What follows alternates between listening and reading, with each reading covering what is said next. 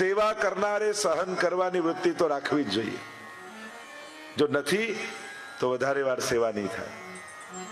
તો આ દુનિયા તો આમ કરશો તો આમ કહેશો, પૂરું બગડવાય નહીં, તમે બધું છોડીને લૌકિકમાં લાગી જશો તો એમ કે છે. જો આખો દિવસ સંસાર ક્યારેક તો ભગવાનનું નામ લે અને ભગવાનમાં લાગશો. હજી તો ઉંમર નાની છે ને અત્યારથી સેવા કરવા લાગ્યા, થોડું તો કઈ પરિવારનો વિચાર કરો એમ કઈ સેવા છોડાવશે. એટલે ન સંસાર ના થવા દેશે ને ભગવાન ના થવા દેશે. સંસાર હંમેશા આપણને એના કામનો બનાવીને રાખે છે. એટલે સંસાર ના બોલવાની.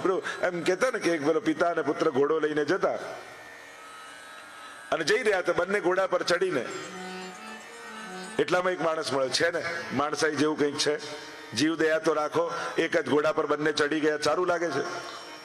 એટલે પેલાને તો વાત તો સાચી છે. એટલે દીકરાએ કહ્યું કે પપ્પા તમે બેસો, હું ચાલુ છું. એટલામાં એક મળે છે, આટલો મોટો બાપ થઈને પોતે ઘોડા પર બેઠો, નાના છોકરાને ચલાવે છે. પિતાને શરમ આવી કે ના ના દીકરા તું બેસ, હું ચાલુ છું. ફરી એક મળ્યો છે ને, આ છોકરાઓ આજકાલના પોતે ઘોડા પર બેસી ગયો છે, બાપને ચલાવી રહ્યો છે. બંનેને એવી શરમ લાગી કે ચાલો ને આપણે બંને ચાલતા જઈએ. બંને ચાલતા, તો એક મળ્યો છે ને મૂર્ખાઓ, છતે ઘોડે ચાલતા જાય છે. વેચી દીધો કંટાળીને, તોય મળ્યો. રાખ્યો હોત તો કામ ના લાગે, તારે ક્યાં બેસવા દીધા. તો આ તો દુનિયા તો આવી જ છે. જે કરશો એનાથી ઊંધું બોલનારા દુનિયામાં છે જ, ઊંધું વિચારનારા દુનિયામાં છે જ. પણ પોતાનાથી જુદો વિચાર કરનારાને પોતાનો વિરોધી નહીં માની લેવો, વેરી નહીં માની લેવો. એનો વિચાર જુદો છે. અને દુનિયામાં જુદા વિચાર હોઈ શકે છે. કોઈ આપણાથી જુદું વિચારે આપણો વેરી ન થઈ જાય. અહીંયા પ્રભુને થયું કે હું મનાવવા જઈશ ને સમજાવવા જઈશ તો એ નહીં માને, હું પોતે મણી શોધીને એને લાવીને આપી દઉં. અને આમ કરીને પ્રભુ પોતે શોધવા માટે નીકળ્યા. જંગલમાં ગયા, પ્રસેનનો મૃતદેહ પડ્યો હતો અને એની બાજુમાં સિંહના પંજાના નિશાન હતા. પ્રભુ એ પંજાની પાછળ પાછળ જાય, સિંહનો મૃતદેહ દેખાયો, રીંછના પંજાના નિશાન હતા. પ્રભુ એની પાછળ પાછળ, અને ગુફા આવી, એની અંદર પ્રવેશ કરી ગયા. અને રીંછે તરાપ મારી અને ભયંકર યુદ્ધ થયું. 12 દિવસ સુધી યુદ્ધ ચાલ્યું. આ રીંછ બીજું કોઈ નહોતું, રામા અવતારના જાંબુવાનજી હતા. જ્યારે રામ અને રાવણનું યુદ્ધ થતું હતું ત્યારે રામનું બળ જોઈ એમને એમ થયું કે પ્રભુ જોડે બે હાથ કરવા મળે તો કેવું સારું. તો પ્રભુએ કૃષ્ણ સ્વરૂપે મનોરથને પૂરો કર્યો. મણી આપ્યો પ્રભુને અને કહ્યું આ મણી તો રાખો, પણ મારા સંસારનો મણી આ જાંબુવતીજી મારી પુત્રી, એની સાથે આ વિવાહ કરો. પ્રભુના વિવાહ થયા છે. સત્રાજીતને મણી લાવીને આપ્યો અને ક્ષમા માંગીને કહ્યું આ સત્યભામાજી સાથે આ વિવાહ કરો. અન્ય વિવાહોની કથા આવી. કાલિંદી, મિત્રવિંદા, સત્યા, ભદ્રા, લક્ષ્મણા, આમ પ્રભુના અષ્ટપટરાણી થયા. આ અષ્ટપટરાણી એટલે અષ્ટધા પ્રકૃતિ. ભૂમિ, રાપો, નલો, વાયો, ખમ, મનો, બુદ્ધિ રેવ છે. આ જેમ અષ્ટ પ્રકારની પ્રકૃતિ કહેવાય છે, પુરુષ અને પ્રકૃતિ જે શાસ્ત્રોમાં વર્ણન છે, એમ અષ્ટપટરાણીઓ પ્રભુના થયા. અન્ય વિવાહોની કથા આવી. ભૌમાસુર નામનો દૈત્ય હતો. એણે 16,000 કન્યાઓને કેદ કરીને રાખી હતી અને એનો કિલ્લો ચારે બાજુ પાણી, વચ્ચે કિલ્લો. અને મૂર નામના દૈત્યને ત્યાં રક્ષા માટે રાખ્યો. પ્રભુને વિનંતી કરી છે કે અમને મુક્ત કરાવો. ગરુડ પર સવાર થઈને પરમાત્મા પધાર્યા છે. મૂરને માર્યો અને પ્રભુનું નામ પડ્યું મુરારી. પહેલું ફળ તવાષ્ટકમિદમ મુદા પઠતિ સૂર સૂતે સદા સમસ્ત દુરિતક્ષય. સમસ્ત પાપોનો નાશ થાય. ભગવદ નામથી જ પાપ જાય. અને એમાં પણ યમુનાજીનું નામ જે પ્રભુને પણ પ્રિય છે. તિનકે ગુણ સુનન કો લાલ ગિરિધર ન પિય આય સન્મુખ તાકે બિરાજે. શ્રી યમુનાજીના ગુણગાન થતા હોય ને ત્યાં તો સ્વયં પ્રભુ આવીને શ્રવણ કરવા લાગે. એટલે બને તો એક યમનાષ્ટક રોજ કરો. સમસ્ત દુરિતક્ષય, સમસ્ત પાપોનો નાશ થશે. ભવતી વૈ મુકુંદે રતિ, પ્રભુમાં પ્રીતિની વૃદ્ધિ થશે. તયા સકલ સિદ્ધયો, સકલ સિદ્ધિનું દાન કરશે. મુરરી પુષ્ટ સંતુષ્ટતિ, પ્રભુને પરમ સંતોષ. અને સ્વભાવ વિજયો ભવે, સ્વભાવ પર વિજય થાય. માણસને ભગવાન બધું ગોઠવી આપે ને તો છેલ્લે પોતાના સ્વભાવથી દુઃખી થાય. જો સંજોગો દુઃખી કરે ને તો સમજાય, પણ સ્વભાવથી દુઃખી ન થતા. એ તો પોતાનો જ પગ કુલાડી પર મારવા જેવો છે. પ્રભુએ બધું જ ગોઠવી આપ્યું, છતાંય માણસ કાંઈ ને કાંઈ એવા વિપરીત સ્વભાવમાં ફસાઈ જાય, અને સ્વભાવમાંથી નીકળવું બહુ અઘરું છે. સ્વભાવ બદલવો બહુ કઠિન છે.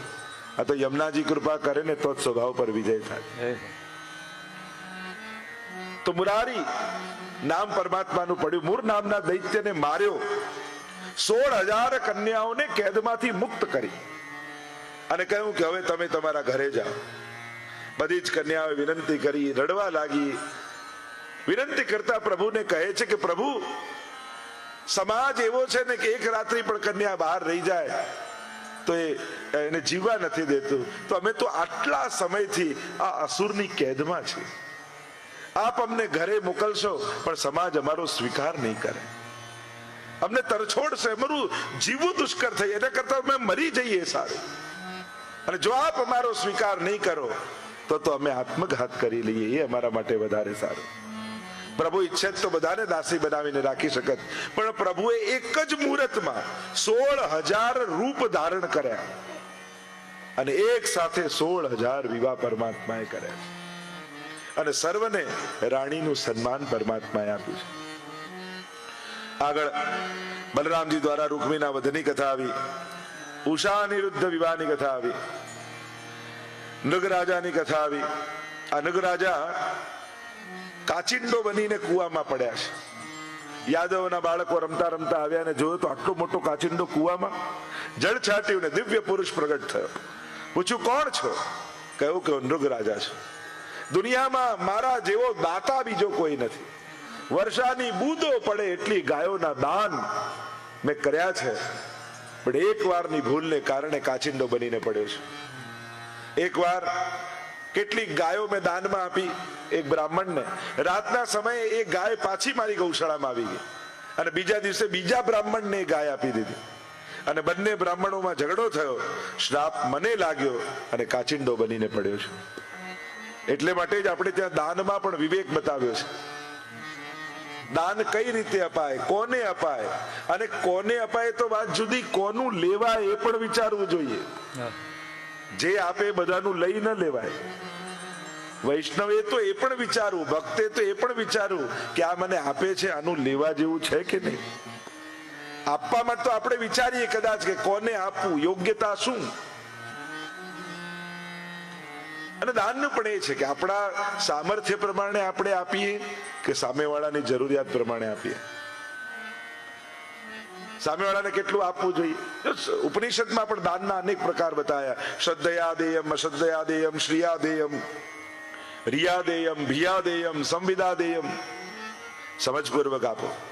તમારા દાનનો કોઈ દુરુપયોગ તો નથી કરતો ને. જો ધનની તો 3 જ ગતિ છે, દાન, ભોગ અને નાશ. કા દાન કરો, કા ભોગવો, કા એનો નાશ થશે. આ 3 જ ગતિ છે. ચોથી ગતિ શાસ્ત્રો નથી બતાવતું. ચોથી ગતિ ધનની 3 જ ગતિ બતાવી. કા દાન કરો, અને શ્રેષ્ઠ ગતિ દાન છે. કા ભોગવી લો. ઘણી વાર માણસ ભોગવી નથી શકતો, આપી નથી શકતો, અને એનો નાશ થાય છે. તમારી મહેનતથી કમાયેલું તમારા આત્મકલ્યાણમાં લાગે એ જરૂરી છે. બાળકો આ દેશમાં રહે છે, ભણે છે, કમાય છે, બધું બધાનું કરી જ લેવાના છે. એ લોકો પોતપોતાના સામર્થ્યથી આગળ વધશે જ, અને યથાશક્તિ કરવી જ પણ જોઈએ મદદ. પણ તમે પરિશ્રમથી જે ભેગું કર્યું છે એ તમારા આત્મકલ્યાણ, તમારા પુણ્ય સંચય એમાં ઉપયોગમાં આવે એ પણ જરૂરી છે. એટલે એનોય પ્રયાસ કરજો. શ્રદ્ધયા દેયમ, કયું શાસ્ત્ર કહે છે કે શ્રદ્ધાથી આપો. જ્યારે પણ આપો ભાવથી આપો. રિયા, શરમથી આપો. પેલો આમની કથા આવતી, રહીમજી જેટલું જેટલું આપે એટલા શરમથી એનું મસ્તક ઝૂકતું જાય. ઢગલો કરે રોજ પોતાની મિલકતનો ને આપતા જાય, મસ્તક નીચે. પૂછ્યું, સીખે કહા નવાબ જુ દૈની એસી દેન, જ્યો જ્યો કર ઊંચે ચડે ત્યો ત્યો નીચે નૈન. આ ક્યાંથી શીખ્યા છે? જેટલું આપો એટલું મસ્તક શરમથી ઝૂકે છે. કેમ?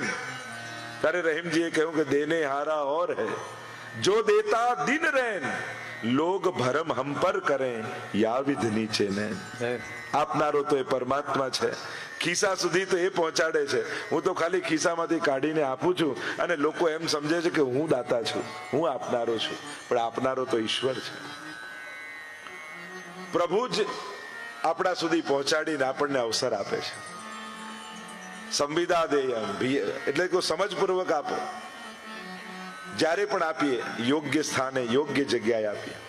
જ્યાં પણ આવા સત્કર્મ થાય, ભલે ભલે બહુ મોટું ન કરી શકીએ, સ્કૂલ ન બાંધી શકીએ, એકને ભણાવી તો શકીએ ને, હોસ્પિટલ ન બાંધી શકીએ, એકનો ઈલાજ તો કરાવી શકીએ ને. આપણાથી યથાશક્તિ જે પણ થાય, પણ આપણા હાથથી દાન થતું રહેવું જોઈએ. શાસ્ત્ર એમ કહે છે, હાથને પુણ્ય કરવાની આદત છોડાવવી નહીં. કોઈ ને કોઈ પ્રકારથી હાથને એ આદત પડેલી રહેવી જોઈએ. કારણ કે હંમેશા 365 દિવસમાં મોટો ભાગ આપણો હાથ લેવામાં જ ઉપયોગ કરે છે, હંમેશા લેવામાં. પણ એને કેટલીક ક્ષણો દ્વારા આદત પાડો કે આપવામાં પણ વપરાય. સમજપૂર્વક આપો. જો જરૂરી નથી કે આપેલું હોય માણસ દેખાય જ. જો વ્યક્તિને ન દેખાય, આશીર્વાદ. એવું કહેતા કે એક વ્યક્તિ સ્ટેશનેથી જતો હતો, ભિક્ષુક, અને કોઈ ટ્રેનના બારી પાસે બેઠો છે, અને અંધ ભિક્ષુકે આવીને કહ્યું કે કંઈક આપો ને, ભગવાન તમારું ભલું કરશે, સુખી કરશે, આમ કરશે. તો બારીવાળાએ તો નહીં, પણ ઉપર બર્થમાં જે સૂતો તો એને 10 રૂપિયા કહ્યું કે એમને આપી દો ને, અને પેલા ઉપરવાળાથી લઈને આપી દીધું. અને પેલો એટલા બધા આશીર્વાદ આપવા લાગ્યો કે સુખી થાય, તારા બાળકો સુખી થાય, તું નિરોગી થાય, લાંબુ આયુષ્ય થાય. પેલો બારી પાસે બેસેલા કહ્યું કે મેં નથી આપ્યું, આ ઉપરવાળાએ આપ્યું છે. ભિક્ષુકે કહ્યું કે હું આંધળો છું, મારા આશીર્વાદ આંધળા નથી, એ તો ત્યાં સુધી પહોંચી જ જવાના છે. એમ જેણે પણ આપ્યું છે અને જેના સુધી પહોંચ્યું છે, જેને મળ્યું, એના હૃદયમાંથી નીકળેલી દુઆ આપનાર સુધી પહોંચી જ જતી હોય છે. ભલે તમે હજારો કિલોમીટર દૂર રહેતા હો ને ભારતમાં કોઈને મદદ કરી હોય, પણ એના દિલની દુઆ ન્યુઝીલેન્ડમાં લાગી જ જવાની છે. એ તમારા ભાગ્યમાં ભેગી થઈ જવાની છે. દાનનો મહિમા આપણે ત્યાં બતાવ્યો છે. આમ આગળ ભગવાનના ગ્રહસ્થાશ્રમ ધર્મની કથા આવી. નારદજીને એમ થયું કે આ 5 જણા શાંતિથી ભેગા નથી રહી શકતા, તો ભગવાનનો તો આટલો મોટો પરિવાર, પ્રભુ કઈ રીતે રહેતા હશે? ઘણાને બીજાના ઘરમાં ડોક્યું કરવાની બહુ આદત હોય, અને હવે તો બારીએ મળી ગઈ છે. આપણા ઘરે બેઠા બીજાના ઘરમાં ડોક્યું કરવું હોય તે બારીનું નામ છે ફેસબુક. બેઠા બેઠા ત્યાં શું ચાલે છે, અને જોતા જોતા જો બધા જ ફરવા જાય છે, આપણે જ નથી જતા. બધા નવી કાર લે છે, આપણે જ નથી લેતા. બધાના ઘર નવા થઈ ગયા, આપણા જ નથી થતા. ફોટા જોઈ જોઈને ઘરે બેઠા જીવ બાળ્યા કરે. લોકો હવે બીજી કોઈ બુક નથી વાંચતા, 2 જ વાંચે છે, ફેસબુક ને બીજું પાસબુક. આ જ 2 બુક ફેવરેટ થઈ ગઈ લોકો. ખરાબ કોઈ વસ્તુ નથી, એનો દુરુપયોગ ખરાબ હોય છે. નારદજીને થયું કે આ 5 જણા શાંતિથી નથી રહેતા, તો ભગવાન કઈ રીતે આટલા મોટા પોતાના પરિવારને સાચવતા હશે? લાવ જઈને જોઉં તો ખરા. જો માણસની સફળતા પાસબુકમાં નહીં, સ્વજનોના ચહેરા પર હોય છે. તમે જ્યારે ઘરે આવો અને ખીલેલા ચહેરા દેખાય તો માનજો તમે સફળ છો. દુનિયાને ભેગી કરવી સહેલી છે, ઘરના 5ને ભેગા રાખવા કઠિન છે. દરેકના વિચાર, દરેકની ભાવના જુદી. અને એ ભેગા રહેવાનો અર્થ એ નથી થતો કે બધું એક જ વિચારે, બધાને એક જ ભાવે, બધાને એક જ વસ્તુ ગમે. ના, આમ એક કરવાના પરાણે પ્રયાસ હોય તો મોટા ઝઘડા કરાવે, પણ દરેક વ્યક્તિ બીજાના જુદાપણાનો સહર્ષ સ્વીકાર કરે તો જ ભેગા રહેવાય. એનું જુદુંપણું એ જ એનું પણું છે, એનું હોવું છે, એ જ એનું અસ્તિત્વ છે. એનું જે જુદુંપણું છે ને, એ જ એનું અસ્તિત્વ છે, એની આઈડેન્ટિટી છે. અને એને નાશ કરીને તમે ક્યારે એને ખુશ નહીં રાખી શકો. જુદા હોઈ શકે છે, પણ ક્યાં માન રાખવું, ક્યાં સન્માન રાખવું, ક્યારે બોલવું, ક્યારે નહીં બોલવું, આ બધા વિવેકો છે. સારી વાત પણ કઈ રીતે કહેવી એ પણ આવડવી જોઈએ. દરેકનો એક પ્રકાર છે, દરેકનો એક વિવેક છે.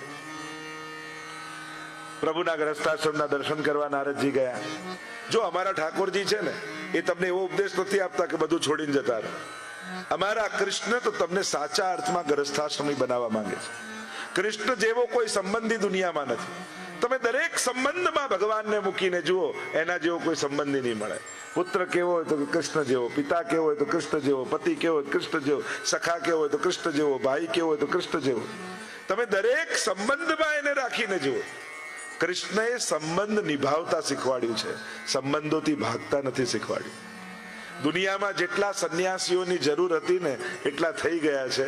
હવે સારા ગ્રહસ્થીઓની દુનિયાને જરૂર છે. કારણ કે કોની આગળ આંગળી ચીધીને કહીશું કે જો બેટા પિતા આવા હોય, ભાઈ આવા હોય, પત્ની આવી હોય. આજે વડીલોને આપણે જોતા, જ્યારે એમની સામે એમ કહેવાતું કે મોભી ઘરનો કેવો હોય.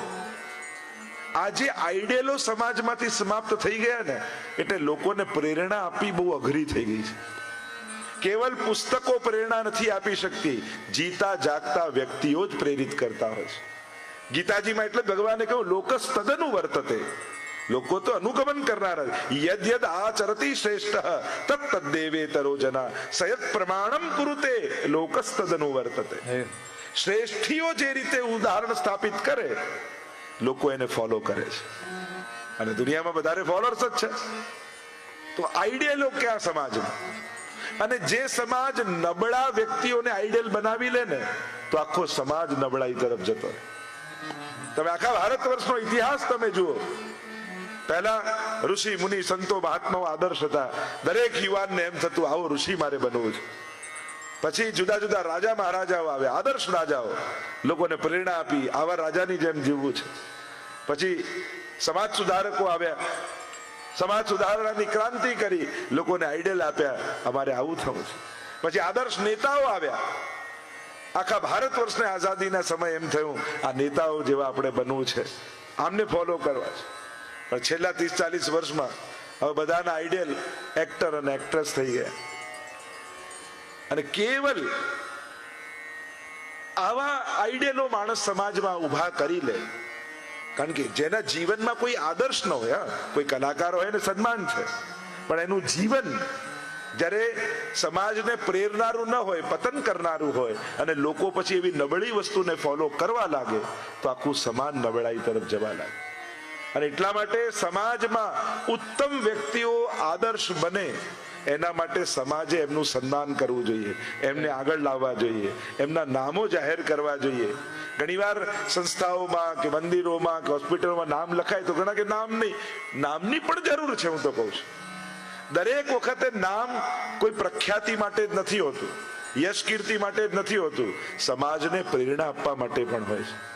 આજે પણ ભારતની કોઈ ગામડાની હવેલીમાં તમારા દાદાનું નામ લખ્યું હશે ને તો જ્યારે પણ ભારત જાઓ તમને એમ થશે આ હવેલીએ પગે લાગી આવું, દંડવત કરી આવું, કારણ કે આ મંદિરમાં મારા દાદાનું યોગદાન છે. તમને એક લાગણી, એક એટેચમેન્ટ થશે, કારણ કે એ સમયે મંદિરના નિર્માણમાં તમારા દાદાએ યોગદાન આપ્યું હતું. આજે તમને સ્પર્શ કરે છે, આ તમને ગૌરવનો અનુભવ કરાવે છે કે હા અમારા દાદાનું નામ આ હોસ્પિટલમાં લખેલું છે, આ અનાથાલયમાં લખેલું છે, આ હવેલીમાં લખેલું છે. અને એમની આદર્શતા આવતી પેઢીને પ્રેરે છે. એટલે ઓલવેઝ નામનો વિરોધ બી નહીં કરવો. નામ ના હોવા જોઈએ. આજે મોટી મોટી હોસ્પિટલો જો નામ છે અને નામને જોઈ આપણે પ્રેરિત થઈએ, જો આમણે હોસ્પિટલ બાંધી, આમણે સ્કૂલ બાંધી, આમણે હવેલી બાંધી. એટલે દરેક વખતે નેગેટિવ દ્રષ્ટિએ પણ જોવાની જરૂર નથી. સમાજને પ્રેરણા કઈ રીતે મળશે? ઘણીવાર સામાજિક સંસ્થા હોય, જ્ઞાતિઓની સંસ્થા હોય છે, જ્ઞાતિઓની સંબંધીઓની સન્માન થાય, બિઝનેસમેન તરીકે, કોઈ વિદ્યાર્થી તરીકે, ક્યારેક સંબંધી તરીકે સન્માન કર્યું. એક આદર્શ પિતાનો એવોર્ડ આ વખતે આમને જાય છે, એક આદર્શ સસુરનો એવોર્ડ આમને જાય છે, એક આઈડિયલ વહુનો એવોર્ડ આમને જાય છે. શું નથી લાગતું કે એ પણ હોવું જોઈએ? કે જેથી સમાજને પ્રેરણા મળે કે આણે કેવો ઘરના મોભી બની અને ઘરના બધાને ભેગા રાખ્યા છે. આવો પિતા હોય, આવી માતા હોય, આવી વહુ હોય, આવી સાસુ હોય. જો આવા એવોર્ડ હશે ને તો લોકોને સારા વહુ બનવાનું, સારા સાસુ બનવાનું, સારા પિતા બનવાની ઈચ્છા થશે. અને સાચે છેલ્લે તો આની જ જરૂર પડે છે. તમે બિઝનેસમેન તરીકે ગમે તેટલા દુનિયામાં સફળ થાઓ, પણ ઘરે આવીને દુખી થતા હશો તો કોઈ પૈસા સુખ આપવાના નથી. સમાજમાં ગમે તેટલું પૂજા, લોકો કે બહાર જુઓ મારું કેટલું માન છે, તમે જ નથી રાખતા ઘરમાં. એટલે કે અમે તને ઓળખીએ છીએ એટલા માટે. પેલા લોકો તો કલાક મળે છે, અમારે તો 24 કલાક તારી જોડે રહેવાનું.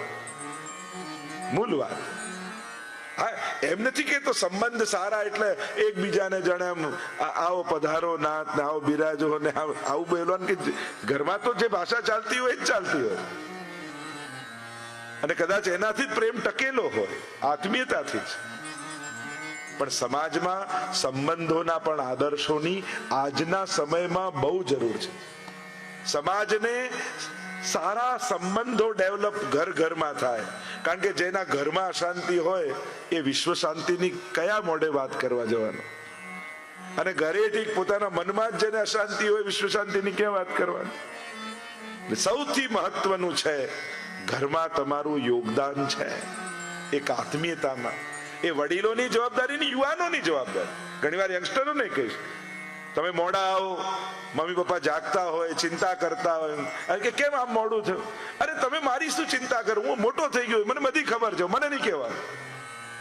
તમે આટલું બધું ભણી લીધું, ડોક્ટર થયા, લોયર થયા, સીએ થયા, આટલું બધું ભણી વાંચી કરીને મોટા થયા, તમને મા બાપનું મન વાંચતા નથી આવડતું કે એની ચિંતામાં તમારો પ્રેમ છુપાયેલો છે? શ્રી પ્રભુને પ્યારા શ્રી યમુનાજીના લાડીલા એવા રસિક સત્સંગી વૈષ્ણવોને જે શ્રીના આ વચનામૃત ગમ્યા હોય તો આ વિડીયોને લાઈક કરજો, શેર કરજો અને કમેન્ટ બોક્સમાં જય શ્રી કૃષ્ણ જરૂર લખજો. અને અમારી ચેનલ શ્રી વલ્લભ સત્સંગને સબસ્ક્રાઈબ કરવાનું ભૂલશો નહીં. સર્વે વહાલા વૈષ્ણવોને ભાવથી જય શ્રી કૃષ્ણ.